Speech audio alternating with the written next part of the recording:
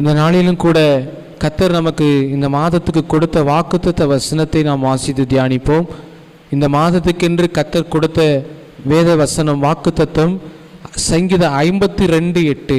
நானோ தேவனுடைய ஆலயத்தில் பச்சையான ஒலிவ மரத்தை போல் இருக்கிறேன்.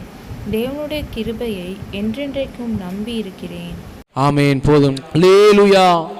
இந்த மாதத்துக்கென்று கர்த்தர் கொடுத்த வாக்குத்தத்த வசனம், நானோ தேவனுடைய ஆலயத்தில் பச்சையான ஒலிவ மரத்தை போல் இருக்கிறேன். இந்த தாவீது சொல்லுகிறார், நான் தேவனுடைய கிருபையை என்றென்றைக்கும் நம்பியிருக்கிறேன் என்று சொல்லுகிறார். அல்லேலூயா. இந்த மாதத்தில் மாத்திரமல்ல, இந்த வாழ்க்கை முழுவதுமே நம்முடைய வாழ்க்கை இப்படி தான் இருக்கணும்னு தேவன் விரும்புகிறார். அல்லேலூயா. நீதிமான் எப்படி செழிப்பான் வேதம் சொல்லுது? பனையை போல செழித்து லீபனோனில் கேதுருவை போல வளருவான்னு சொல்லப்பட்டிருக்கிறது. அது மாத்திரமல்ல, இந்த இடத்துல ஒலிவ மரத்தோடு ஒப்பிட்டு சொல்லப்பட்டிருக்கிறது. இதை ஏன் பனைமரம்னு சொல்லி தமிழில் போட்டிருக்கு அப்படின்னா, உண்மையான மூல மொழிபெயர்ப்பில் பனைமரம் கிடையாது, வேற மரத்தை போட்டிருக்காங்க. ஆனால் நம்ம தமிழ் மக்களுக்கு புரிகிற விதத்தில் பனைமரத்தை போட்டிருக்காங்க. ஏன்? நமக்கு தெரிஞ்சது பனைமரம். பனைமரத்தில் இருக்கிற எல்லாமே என்னது போய் தெரியுமா? பயன்படும். அதில் இருக்கிற ஓலை முதற்கொண்டு, அந்த மட்டை முதற்கொண்டு, அப்புறம் அதில் இருக்கிற பதனி, நொங்கு, இப்படி எத்தனையோ காரியங்கள் இருக்குது. அதனால பனையை போல செழித்துன்னு சொல்லி போட்டாங்க. ஆனால் பைபிளில் எல்லா வசனமும் எந்த வசனமுமே அர்த்தம் இல்லாமல் கிடையாது. அல்லேலூயா. இப்போ இந்த இடத்துல பச்சையான ஒலிவ மரத்தை போல இருக்கிறேன்னு தாவீது சொல்றாரு. அப்போ நீங்களும் நானும், ஆண்டுடைய பிள்ளைகளாகி நீங்களும் நானும் எப்படி இருக்கணும்னு ஆண்டவர் விரும்புகிறார் தெரியுமா? இந்த தாவீதை போல நம்மளும் பச்சையான ஒலிவ மரம் விரும்புகிறார். அல்லேலூயா. ஏதோ இது இந்த மாதத்துக்கு வாக்குத்தத்தம், அப்போ இந்த மாதம் ஏதோ செழிப்பாக இருப்போம் போருக்கு பச்சையா நம்ம அப்படின்னு நினைக்காதீங்க. ஒவ்வொருத்தரும் வாழ்க்கை ஃபுல்லாக இப்படி தான் இருக்கணும். அல்லேலூயா. நீதிமான்னா அப்படி தான் என்ன செய்யணும்? இருக்கணும். அல்லேலூயா. ஆகவே நீங்கள் பாருங்க, இந்த தேவனுடைய ஆலயத்தில் பச்சையான ஒலிவ மரமா இருக்கிறேன்னு தாவீது சொன்னதுக்கு காரணம் என்னன்னு கேட்டிங்கன்னா, அவன் யாரை பலனா வச்சிருந்தான் தெரியுமா? யாரை பலனா வச்சிருந்தான்? தேவனை தன் பலனா வச்சிருந்தான். அல்லேலூயா. இப்போ உலகத்தில் பாருங்க, தேவனே இல்லாமல் பணக்காரனாக இருக்கிறவங்க இருக்காங்க, தேவனே இல்லாமல் கோடிக்கணக்கில் ஐஸ்வர்யமான இருக்கிறவங்க இருக்கிறாங்க. ஆனால் அந்த செழிப்புக்கும் தேவன் நம்மளை ஆசீர்வதித்து வருகிற செழிப்புக்கும் என்ன வித்தியாசம் இருக்கும் தெரியுமா? என்ன வித்தியாசம் இருக்கும்? தேவனை பலனாக கொள்ளாமல் தன்னுடைய திறமையை மாத்திரம் சார்ந்து அவங்களுக்கு கர்த்தர் தான் அந்த திறமையை பிறக்கும் போதே கொடுக்குறாரு ஒவ்வொருத்தருக்கும். ஏன்னா ஆதியாமத்தில் நீங்கள் பாருங்கள், ஆதியாமம் 5ஆம் அதிகாரத்தில் இருக்குது, மனுஷங்களுக்கு அந்தந்த தொழில் செய்யத்தக்கதான அவங்க அங்கே தேசத்தை பார்த்து போனாங்க. அதை வச்சு தான் இன்றைக்கி மக்கள் பேரை வேற ஜாதி வேற என்ன செஞ்சுட்டாங்க? உருவாக்கிட்டாங்க. அப்படி தானே? இவர் என்ன செய்கிறார்? மேஸ்திரி. அப்போ இவர் இன்னாரு. ஜாதிங்கிறது தேவன் உண்டு பண்ணதே கிடையாது. முதல்ல தெரிஞ்சுக்கோங்க, மனுஷ ஜாதியும் மட்டும்தான் ஆண்டவர் உருவாக்குனார். அதில் இருந்து இந்த தொழில் அடிப்படையில் என்ன செஞ்சாங்க?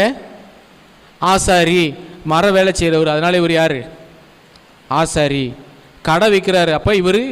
அப்போ ஆதியாமத்தில் இருக்குது, அந்த தொழில் செய்கிறத்தக்கத அந்த பட்டணங்களை கட்டி அவங்க போகும்போது அங்கே பேர் என்ன செஞ்சிட்டாங்க? மக்களே வச்சுட்டாங்க. ஆனால் நம்ம எல்லாரும் ஒரே ஜாதி, மனுஷ ஜாதி.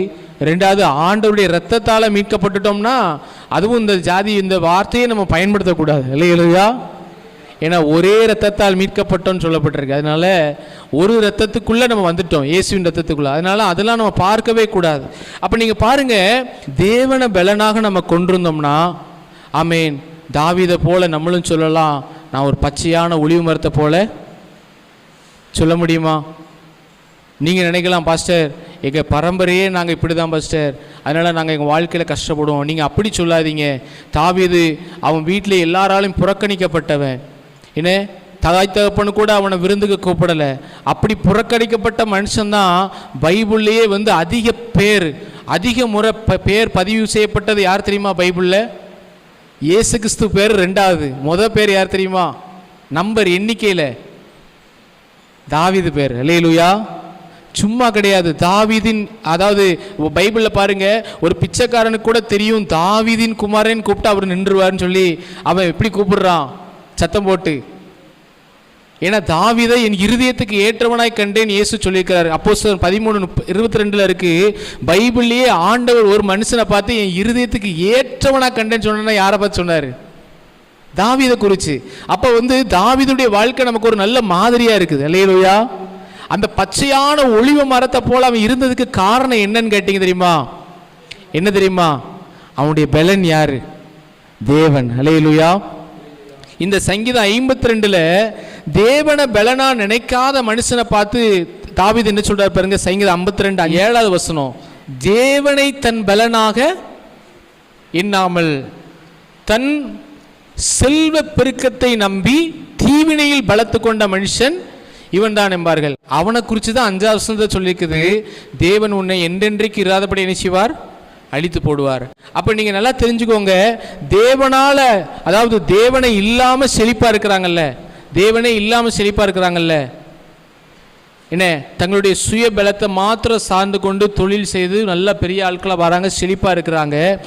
அப்படிப்பட்ட மனிதர்களை குறித்து பைபிள் என்ன சொல்லுதுன்னா, ஒரு நாள் அவங்க எங்க போறாங்க? அழிவுக்கு நேரா போக போறாங்க. அது எப்பேற்பட்ட அழிவா இருக்கும்னா, ஒன்று அவங்க ஆத்துமா அழிவா இருக்கும், இன்னொன்று அவங்க பணம் சேர்த்து சேர்த்து சேர்த்து ஏதோ ஒரு விதத்தில் அவங்க அழிந்து போயிடுவாங்க. இன்னொரு வசனத்தை நீங்க வாசிங்க, சங்கீதம் 92:7 வாசிங்களேன்.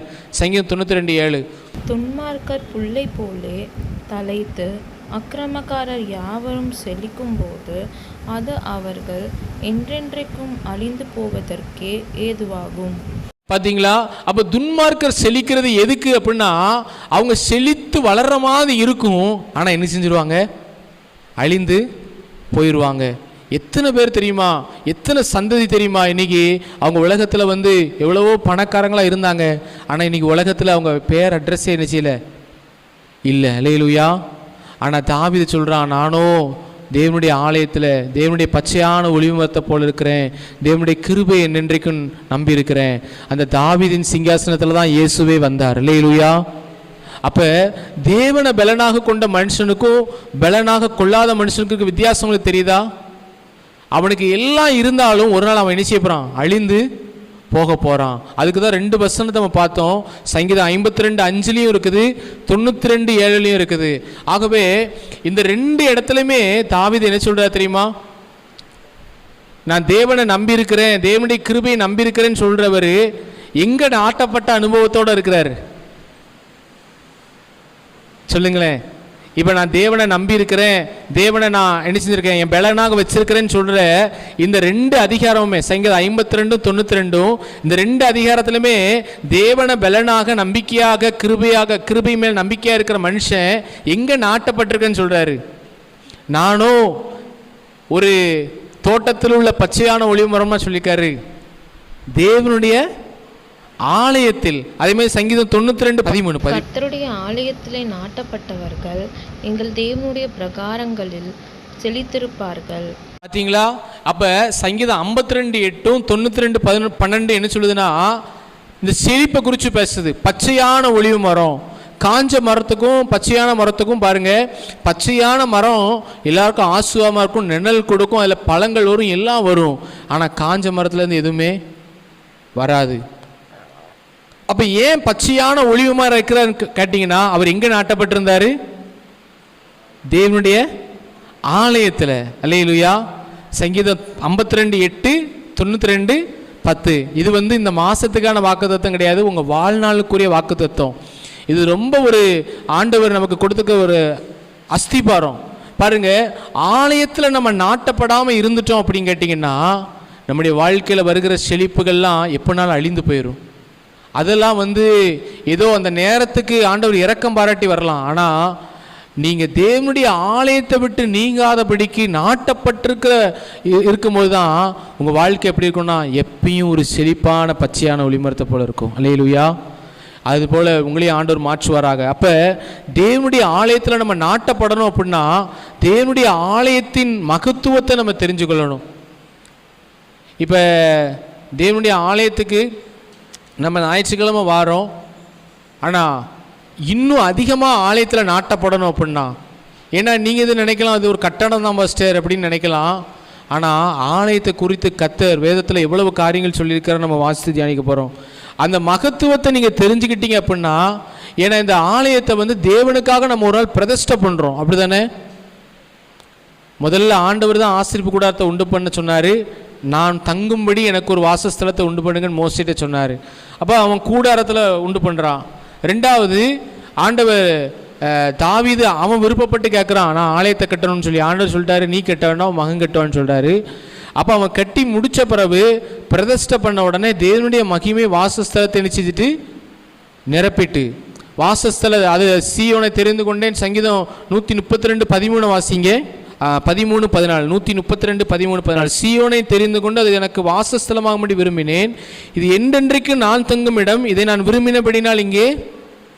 அப்போ முதல்ல ஆசரிப்பு கூடாரத்தை உண்டு பண்ண சொல்லி நாங்கள் வாசம் பண்ணுவேன்னு சொன்னார்.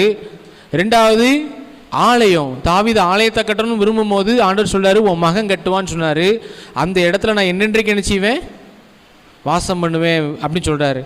இப்போ பைபிளில் சொல்லப்பட்டிருக்கு 1 கொரிந்தியர் 13:16 நீங்களே தேவனுடைய ஆலயமாக இருக்கிறீர்கள். நம்முடைய சரீரம் ஒரு தேவனுடைய ஆலயம், அதில் சந்தேகமே கிடையாது. எப்பயும் தேவன் நமக்குள்ளே வாசம் பண்ணுறார். ஆனால் நீங்கள் அப்போஸ்தலர் நடபடிகள் 2:46 வாசிங்க. அவர்கள் ஒருமனப்பட்டவர்களாய் தேவ ஆலயத்திலே அனுதினமும் தரித்திருந்து வீடுகள் தோறும் அப்பம் பிட்டு மகிழ்ச்சியோடும் கபடமில்லாத இருதயத்தோடும் போஜனம் பண்ணி. போதும். இப்போ இந்த இடத்துல நம்ம பார்க்கறது என்னன்னா, ஆலயம், தேவனுடைய ஆலயத்தில் அனுதினம் என்ன செஞ்சாங்க பாருங்க. அந்த வசனத்தை பாருங்க. தேவனுடைய ஆலயத்தில் ஞாயிற்றுக்கிழமை தோறும் இருக்கா? இப்படி இருக்கு உங்கள் பைபிளில். சில வசனங்கள் நீங்கள் அதாவது நமக்கு விருப்பப்பட்ட வசனங்களாக வந்துச்சுன்னா ஆமேன் உற்சாகமாக வரும். சில வசனங்கள் நமக்கு ஒத்து போகலை அப்படின்னா அப்படியே என்ன செய்யும், அமைதல் உண்டாயிற்று. இப்போ நான் கேட்குறேன், சபை உருவான பிறகு இந்த வசனம் சொல்லியிருக்குதா, இல்லை சபை உருவாகிறதுக்கு முன்னாடி பழைய ஏற்பாட்டு வசனமா? அது சபை உருவாகிட்டு பெந்தைக்கோஸ்து நாளில் சபை என்ன செஞ்சுட்டு உருவாகிட்டு அன்னைக்கு 120 பேர் முதல்ல கூடி ஆராய்ச்சாங்க. 3000 பேர் ரட்சிக்கப்பட்டாங்க. 3000 பேர் ரட்சிக்கப்பட்டாங்க. இப்போ நடக்குது, இப்போ இந்த 3000 பேர் என்ன செஞ்சாங்களாம், தினந்தோறும் ஆலயத்தில் என்ன செஞ்சாங்களாம். அதுதான் வல்லமையான கிரியைகள் நடந்துச்சு, சபை செழிப்பாக இருந்துச்சு. இல்லையா? இப்போ நம்ம எவ்வளவு கஷ்டப்படுறோம், ஞாயிற்றுக்கிழமை வர்றதுக்கே நம்ம ரொம்ப கஷ்டப்படுறோம். அந்த நிலைமை மாறிட்டு அப்படின்னா நம்ம ரொம்ப செழிப்பாக இருப்போம். அல்லேலூயா. ஏன் தெரியுமா, ஆலயங்கிறது தேவனுக்கு தங்குற ஒரு ஸ்தலம். நீங்கள் இந்த ஆலயத்தின் மகத்துவத்தை தான் இன்றைக்கி உங்களோட கூட நான் பேச போகிறேன். இந்த ஆலயத்தின் மகத்துவத்தை நம்ம தெரிஞ்சிட்டோன்னா ஆலயத்தை அதாவது ஏதோ ஒரு கட்டடத்தை போல் நம்ம நினைக்க மாட்டோம். ஆலயத்தில் தங்கியிருப்பதே நாடுவேன்னு சங்கீதம் 27:4 தாவீது சொன்னது போல் ஒரு தேவ சமூகத்தின் மேலே நமக்கு ஒரு மரியாதையும் கனமும் வரும். நம்ம இந்த ஆலயத்திலேயே இருந்தால் எவ்வளோ நல்லா இருக்கும்னு நம்ம நினைப்போம். அல்லேலூயா. அப்போ தாவீது ஆலயத்தின் மேலே வாஞ்சியாக இருந்ததுனால தான் அவன் சொல்கிறான், தேவனுடைய ஆலயத்தில் தங்கியிருப்பதே என்ன செய்வேன், நாடுவேன். அவனுக்கு அரண்மனை இருந்துச்சு, அவன் நினச்சிருந்தா வீட்டிலே இருந்திருக்கலாம். ஆனால் அவன் என்ன சொல்கிறான்னா, தாவீது ராஜாவான பிறகு பாடின சங்கீதம் 27 அந்த சங்கீதத்தில் சொல்கிறான், தேவனுடைய ஆலயத்தில் தங்கியிருப்பதையே நாடுவேன்னு சொன்னார். அல்லேலூயா. அப்போ தேவனுடைய ஆலயத்தில் ஏன் அவன் அந்த அளவுக்கு வாஞ்சியாக இருந்தான்னு கேட்டிங்கன்னா, தேவனுடைய ஆலயத்தின் மகத்துவத்தை அவன் அறிஞ்சிருந்தான். ரெண்டாவது அவனுக்குள்ள என்ன இருந்துச்சு, நாட்டம் இருந்துச்சு, அந்த வாஞ்ச. முதல்ல சொல்லுங்க, தேவனுடைய ஆலயத்தின் மகத்துவத்தை அறிந்து கொள்ளணும். ரெண்டாவது நாட்டம் இருக்கணும். அல்லேலூயா. அப்போ தேவனுடைய ஆலயத்தில் யார் நாட்டப்பட முடியும்னு கேட்டிங்கன்னா, தேவனுடைய ஆலயத்தின் மகத்துவத்தை அறிந்திருக்கிறவர்களாகவும் ரெண்டாவது நாட்டம் உள்ளவர்களாக இருக்கணும். முதல்ல வாசிப்போம், தேவனுடைய ஆலயத்தின் மகத்துவம். ஒரு 4 காரியங்கள் வேதத்திலிருந்து பார்ப்போம். தேவனுடைய ஆலயத்தின் மகத்துவத்தை குறித்து பைபிளில் என்ன சொல்லியிருக்கு பாருங்க. தேவனுடைய ஆலயம் எப்படிப்பட்டது, 1 நாளாகமம் 28:2 வாசிப்போம். அப்பொழுது ராஜாவாகிய தாவீது எழுந்திருந்து காலூன்றி நின்று, என் சகோதரரே, என் ஜனமே, நான் சொல்லுகிறதை கேளுங்கள். கர்த்தருடைய உடன்படிக்கை பெட்டியும் நமது தேவனுடைய பாதபடியும் தங்குவதற்கு ஒரு ஆலயத்தை கட்ட நான் என் மனதிலே நினைத்து கட்டுகிறதற்கு ஆயத்தமும் பண்ணினேன். பார்த்தீங்களா, இந்த இடத்துல தாவீது ஆலயத்தை எப்படி சொல்றாரு பாருங்க. நமது தேவனுடைய பாதப்படி தங்குகிறதற்கு நான் என்ன செய்கிறேன், ஆலயத்தை கட்டுறதுக்கு என்ன செஞ்சேன், ஆயத்தம் பண்ணினேன்னு சொன்னார். அல்லேலூயா. அப்போ முதலாவது தேவனுடைய ஆலயங்கிறது என்னது, அவருடைய பாதம் இருக்கிற அவருடைய பாத படி. ஏசாயா 66 நினைக்கிறேன், வானம் எனக்கு சிங்காசனம், பூமி எனக்கு பாதப்படி. அப்போ அவருடைய பாதம் எங்க இருக்குதுங்கிறத தாவீது சொல்றாரு. பூமி அவருடைய பாதப்படி, அந்த பூமியில அவருடைய கால் எங்க இருக்குது? ஆலயத்தில். அல்லேலூயா. எங்கெல்லாம் தேவனை கூடி ஆராதிக்கிறாங்களோ அந்த ஆலயத்தில் அவருடைய கால் என்ன செய்யுது? அல்லேலூயா. அவருடைய பாதம் இருக்குது. அதனால தான் நீங்கள் அவருடைய பாதப்படியை பற்றி இன்னொரு வசனம் சொல்லுது பாருங்க. ஏசாயா 60:13 வாசிங்க. என் பரிசுத்த ஸ்தானத்தை சிங்காரிக்கும்படிக்கு லீபனோனின் மகிமையும் தேவதாரு விருட்சங்களும் பாய்மர விருட்சங்களும் புன்னை மரங்களும் கூட உன்னிடத்திற்கு கொண்டு வரப்படும், என் பாதஸ்தானத்தை மகிமைப்படுத்துவேன் என்றார். பார்த்தீங்களா? ஆண்டவர் ஆலயத்தை சிங்காரிக்கிறதுக்கு நான் என்ன செய்வேன்? லீபனோனின் மகிமை, தேவதாரு விருட்சங்கள், பாய்மர விருட்சங்கள், புன்னை மரங்கள் இப்படிலாம் கொண்டு வருவேன். கொண்டு வந்து என்ன செய்வேன்? என் பாதஸ்தானத்தை என்ன செய்வேன்? பாதஸ்தானம்னா என்னன்னு சொன்னேன்? அவருடைய பாதம் எங்கே இருக்கு? இப்போ ஆலயத்தை சொல்கிறார். இப்போ உதாரணத்துக்கு நம்ம அந்தோணி பிரதர் கூட உற்சாகமாக அவர் சில பொருத்தனைகள் பண்ணி செய்கிறாரு. இப்போ இந்த இடத்துல வசனத்தின்படி பார்த்தீங்கன்னா தேவன் ஆலயத்தை நேசிக்கிறதுனால எப்படி சொல்கிறார் பாருங்க. இருக்கிறதுலே பெஸ்ட்டு மரத்தில் செஞ்சு வைங்கன்னு சொல்கிறார். இல்லையா? சில நேரத்தில் நம்ம நினைப்போம், எதுக்கு இது வேஸ்ட்டாக இவ்வளவு காசுக்கு வாங்கி வைக்கணுமா அப்படின்னு சொல்லுவோம். நீங்கள் சொகுசாக படுத்து தூங்குறதுக்கு மட்டும் 15,000 ரூபா கட்டில், 15,000 ரூபா மெத்தை. ஆனால் சர்ச்சில் இருக்கிற பொருள் எதுக்கு இது இவ்வளவு செலவு? தேவன் பைபிளில் சொல்லியிருக்கிறாரு, என் பரிசுத்த சிங்காசனத்தை, என் பரிசுத்த ஸ்தானத்தை சிங்காரிக்கிறதுக்கு நான் என்ன செய்வேன்? லீபனோனின் மகிமை, தேவதாரு விருட்சங்கள், பாய்மர விருட்சங்கள், புன்னை மரங்கள்லாம் உன்னிடத்தில் என்ன செய்யும்? லேலுயா. அப்போ ஆலயம் நாம தங்குறதுக்கு இல்லை, அவர் தங்குகிற ஒரு பாதஸ்தானம். அல்லேலூயா. அதனால் நான் சொல்கிறேன், நீங்கள் யாருமே இல்லாட்டியும் கூட இங்கே நீங்கள் ஆராதிச்சுட்டு போகும்போது உங்கள் வாழ்க்கையில் ஒரு பெரிய மாற்றத்தை பார்ப்பீங்க. அல்லேலூயா. அவருடைய பரிசுத்த ஸ்தானம், ரெண்டாவது ஒரு பாதஸ்தானம். அந்த பாதஸ்தானத்தை மகிமைப்படுத்துன்னு சொல்லியிருக்காரு. அதனால் அவருடைய பாதத்தில் வாங்க. அவருடைய பாதப்படியில் 2 பேர் செஞ்ச காரியத்தினால அவங்களுக்கு கிடைச்ச அற்புதத்தை பாருங்களேன். நீங்கள் ஒன்று அவருடைய பாதம் இப்போ நம்ம ஆலயத்தில் இருக்குது. அந்த பாதத்தில் செய்யும்போது ஆண்டவர் நமக்கு செய்கிற அற்புதத்தை பாருங்கள். லூக்கா 17:16-19 வாசிங்களேன். லூக்கா 17:16-19. அவருடைய பாதத்தருகே முகங்குப்புற விழுந்து அவருக்கு ஸ்தோத்திரம் செலுத்தினான். அவன் சமாரியனாயிருந்தான். அப்பொழுது இயேசு, சுத்தமானவர்கள் 10 பேர் அல்லவா, மற்ற 9 பேர் எங்கே? தேவனை மகிமைப்படுத்துகிறதற்கு இந்த அந்நியனே ஒழிய மற்றொருவனும் திரும்பி வர காணோமே என்று சொல்லி அவனை நோக்கி, நீ எழுந்து போ, உன் விசுவாசம் உன்னை ரட்சித்தது என்றார். பாதத்தில் அந்த இடத்துல நீங்க பாருங்க, அவன் எங்க விழுந்தான் இருக்கு. 16 வசனம். அவருடைய இப்ப இயேசுடைய பாதத்தில் விழுந்தா நம்ம எங்க வரணும்? பைபிள் படி அவருடைய பாதப்படி தேவனுடைய ஆலயத்தில் இருக்குது. ஏசாயா 60:13 பாதஸ்தானம். இப்போ இந்த இடத்துல நீங்க விழுந்து ஆராதிக்கும் போது தேவனை மகிமைப்படுத்துகிறதுக்கு இந்த அந்நியனே ஒருவனும் வரலேன்னு சொல்றாரு. இந்த இடத்துல நீங்க முகங்குப்புற விழுந்து ஆராதிக்கும் பொழுது, தேவனுக்குரிய மகிமையை நீங்க செலுத்தும் பொழுது என்ன நடக்கும் தெரியுமா? உங்க விசுவாசம் உங்களை ரட்சிக்கும். அல்லேலூயா. இன்னும் உங்களுக்கு ஏதோ ஒரு காரியத்தில் விடுதலை தேவைப்படுது. ரட்சிப்புனா விடுதலை. என்ன தாவீது சங்கீதம் 62 சொல்றாருல, என் ரட்சிப்பு அவராலே வரும்னு சொல்றாரு, நான் அசிக்கப்படுவதில்லைங்காரு. அந்த ரட்சிப்பு விடுதலை. நீங்க ஏதோ ஒரு காரியத்தில் இன்னும் கட்டப்பட்டிருக்கிறீங்க, என்ன ஏதோ ஒரு காரியம் உங்களை அழுத்தி கொண்டிருக்க, அதுலேருந்து விடுதலை வேணும்னு நீங்கள் விரும்புகிறீங்கல்ல, அதுக்கு தான் ஆண்டவர் சொல்கிறாரு, என் பாதத்தில் விழுந்தா போதும் நான் விடுவிப்பேன்னு சொல்கிறார். அல்லேலூயா. அவனை பார்த்து ஆண்டவர் சொன்ன வார்த்தை என்னன்னா, உன் விசுவாசம் உன்னை ரட்சித்ததுன்னா என்னது? விடுதலை ஆயிட்டேன்னு சொல்கிறார். அப்போ 10 பேருக்கு சுகம் கிடச்சிது. என்ன, எத்தனை பேருக்கு சுகம் கிடச்சிது? ஆனால் ஒருத்தனுக்கு தான் விடுதலை கிடச்சிது. அல்லேலூயா. அதனால் எல்லா வியாதிகளை சுகமாக்குறது தேவன் இரக்கம் பாராட்டி செய்வார். எத்தனையோ பேருக்கு செஞ்சுருக்கிறாரு. சிலரெல்லாம் போகிற வழியில் பார்த்து கூப்பிடுவாங்க, ஜெபம் பண்ணுவோம், ஆண்டவருடைய இரக்கம். ஆனால் அவங்க ஆத்துமாவில் விடுதலை இருக்குதா? திருப்பி போய் பாருங்கள், அவங்க வீட்டில் இன்னும் கஷ்டத்தில் தான் இருப்பாங்க, கவலையில் தான் இருப்பாங்க. ஏன்னா அவங்க பாதத்தில் விழணும். இயேசுவின் பாதத்தில் விழுந்தாதான் விடுதலை. அல்லேலூயா. என்னை நோக்கி கூப்பிடு, அப்பொழுது உனக்கு உத்தரவு கொடுத்து நீ அறியாட்டதுமான பெரிய காரியங்கள் இருப்பேன்னு சொல்றாரு. இவங்க வந்து கூப்பிடணும், இயேசுவை நோக்கி கூப்பிடணும், பாதத்தில் விழணும். அப்போ இவன் திருப்பி வந்தான், இயேசுவின் பாதத்தில் விழுந்தான். மற்ற எல்லாருக்கும் கிடைக்காத ரட்சிப்பு இவனுக்கு கிடைச்சது. அல்லேலூயா. அதனால ஆண்டவருடைய பாதத்தில் வந்து விழுங்க, ஆலயத்தில் வந்து விழுங்க. ஆண்டவர் உங்களை விடுதலையாக்கி ஆசீர்வதிப்பார். ரெண்டாவது பாருங்க, இன்னொரு சகோதரி லூக்கா 7:45 வாசிப்போம். நீ என்னை முத்தம் செய்யவில்லை, இவளோ நான் உட்பிரவேசித்தது முதல் என் பாதங்களை ஓயாமல் முத்தம் செய்தாள். பார்த்தீங்களா, அவன் பாதத்தில் விழுந்தான், இவன் என்ன செய்யறா, பாதத்தை.